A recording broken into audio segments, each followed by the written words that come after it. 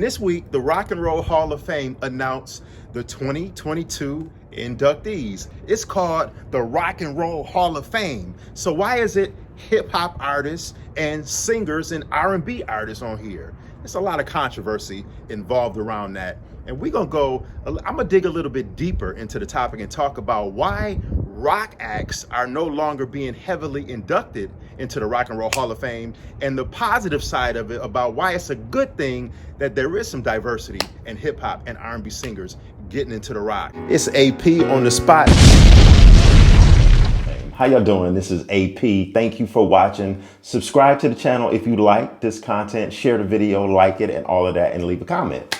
So the Rock and Roll Hall of Fame gave their list of inductees for the year. Now, some of the inductees, I'm gonna just list you some of them, not all of them. Some of them are Pat Benatar, who obviously deserves to be in there, Lionel Richie, Eminem, who else was in there? There was a bunch of people. Oh, Duran Duran. Can't forget about Duran Duran, one of my favorite all-time favorite bands, not only in the 1980s, but favorite bands in general. And there were a couple others as well, but and can't forget about Judas Priest, who were kind of, will be inducted in under a specialty category, not because they were actually voted upon and had a unanimous decision to get in by the voters, but because they fell under a specialty category. Sort of like, Judas Priest is going in sort of like under, I hate to say it, but a pity category. Since, you've been nominated for a bunch of years, your eligibility will be up soon and you won't be able to be nominated again, but you're so influential in music, we want to see you get in, so we just gonna throw you in under the specialty category. Sort of like what they did with LL Cool J last year for the Rock and Roll Hall of Fame.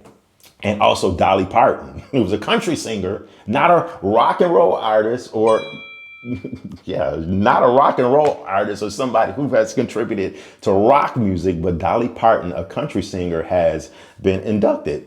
And so I started to think, and I have to salute Eddie Trunk. Shout out to Eddie Trunk. I follow him and I listen to his show all the time. And shout out to Eddie Trunk. That's right. That person is agreeing with me too. I listen to Eddie Trunk all the time on Sirius XM Volume. And he has been fighting the greater fight for rock music all of his life, going back to his early days as a teenager. And, one thing that I do agree with him on is that the Rock and Roll Hall of Fame should, and this is my opinion on this, I'm all for, hip hop being in the Rock and Roll Hall of Fame, because it's, hip hop is, the new form of today's rock music. I mean, rock and roll is kind of like now in 2022 an umbrella term. And, rock used to be known as just strictly rock music, guitars, drums, the band. It was all about the rock. Now you fast forward to 2022 nowadays, in times like now, it's sort of like an umbrella term that we use, or people use rock and roll, because so that's how the Rock and Roll Hall of Fame uses it, as, all music. And it shouldn't really be called the Rock and Roll Hall of Fame. It should just be called the Music Hall of Fame.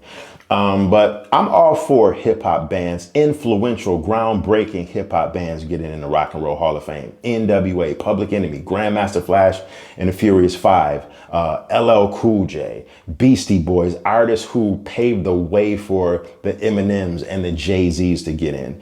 But one of the things that I'm starting to really analyze is that you have to pay homage to rock and roll artists that set the pathway for there to be the hip hop artists. In order the rebel, you have to induct groundbreaking rock and roll artists before you start inducting a lot of artists from other genres.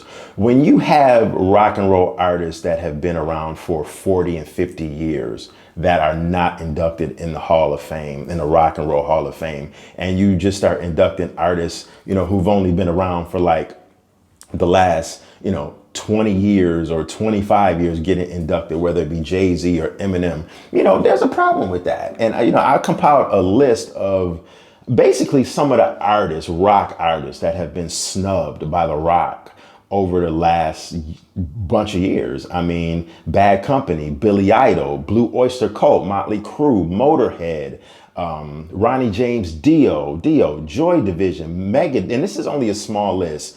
Thin Lizzy, Iron Maiden, Megadeth. The 80s birthed me, but the 90s music, and especially 90s hip hop transitioned me and formed me into the person I am right now. But I do believe that we need to start paying these rock acts definitely they're giving them their just due. I mean, we have seen so many artists die and literally just over the last 5 to 10 years that could have been inducted in the Rock and Roll Hall of Fame that probably will be inducted in the Rock and Roll Hall of Fame eventually, whether that be 5 years from now or 10 years from now, but they should have got their just due while they were still alive. And I'm a firm believer in the honor system, not only the honor system, but the seniority card. You know, like artists like Lemmy from Motorhead, who has passed away, or Dio, who have passed away, or, you know, you have to pay these artists, you know, give them their flowers while they're still alive. Don't just let them, you know, pass away, die, and then be like, oh, you know what, we should have gave them this award, so let's give them a posthumous award. I think that does such a disservice to the artists and what they contributed. I'm playing both sides of the fence here because there's a flip side to that. And the flip side is I'm totally an advocate for hip hop and other genres like R&B, whether it be Lionel Richie or Whitney Houston getting inducted into the Rock and Roll Hall of Fame, because, and Aretha Franklin, artists like that, Dionne Warwick, because let's just call it for what it is. Without black music and the black culture and the influence that African Americans or just black people in general have had on the music industry and on rock music,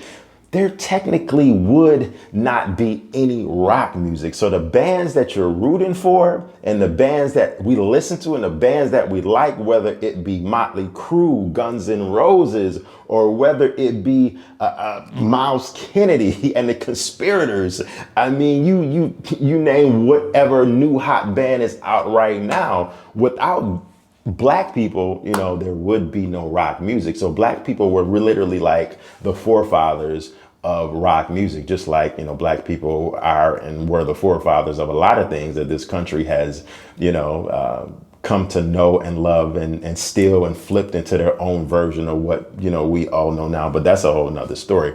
Hip hop is what the rock music was in the 1980s. You will get a hip hop act, whether it be Future or Little Baby or Nicki Minaj or insert whatever hot hip hop artist there is right now. You'll get that hip hop artist to sell out a stadium quicker than you will insert any brand new rock artist that's been around for like the last couple years or even the last 20 years. I mean, it's just facts. Times have to change and you have to move with the changing of the times. Things aren't going to always be the same. The Rock and Roll Hall of Fame, in one way, I see why people get pissed off and mad at them. But on the flip side of that, I'm giving y'all both versions and playing both sides of the fence here because I love rock and I absolutely love hip hop, my first love. You gotta move. You gotta move with the times. You gotta stay in tune with the times and what's going on. And I think that's what the Rock and Roll Hall of Fame is doing. You know, they're trying to cater to all different genres of music, hence Dolly Parton getting in.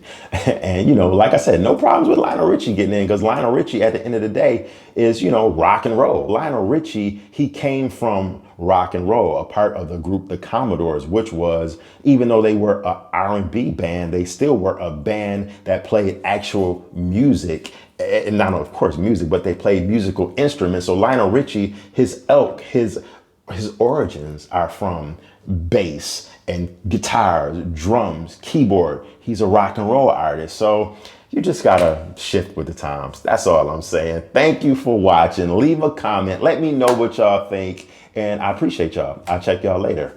Peace.